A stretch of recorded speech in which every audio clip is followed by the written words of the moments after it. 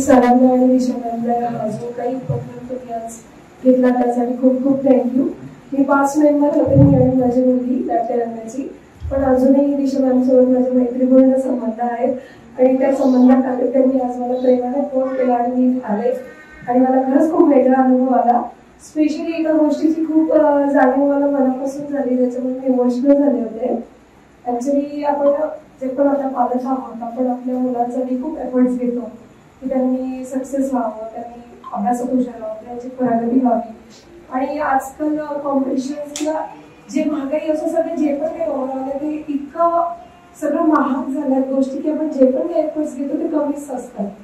तर सरांनी मला ती जेव्हा तुम्ही कविता ऐकवली आईवरून, तर लहान असताना किंवा वयात आल्यावर आईच्या म्हणायची तू आई होशील ना तेव्हा तुला कळ. याच्यामुळे मी खूप इमोशनल झाले, कारण त्या काळी त्यांनी जे एफर्ट्स घेतले ते कदाचित आपण कुठेतरी आपल्या धावपळीच्या आयुष्यात विसरून गेलोय. पण त्या एका कवितेमुळे मला आईवडिलांची दोघांची खूप जाणीव झाली की त्यांनी आपल्याला किती एफर्ट्स घेतले. म्हणजे आज गुरुपौर्णिमा तो उपक्रम तर घेतलाच, पण त्याच्यामुळे एवढ्या वर्षांचं जे पण काही होतं ते सगळं मला डोळ्यासमोर आलं, छोट्या छोट्या गोष्टी का असेल ना. त्याच्यामुळे मी आईसाठी खूप स्पेशली इमोशनली झाले आणि ही जाणीव करून देण्यासाठी खूप खूप थँक्यू सो मच.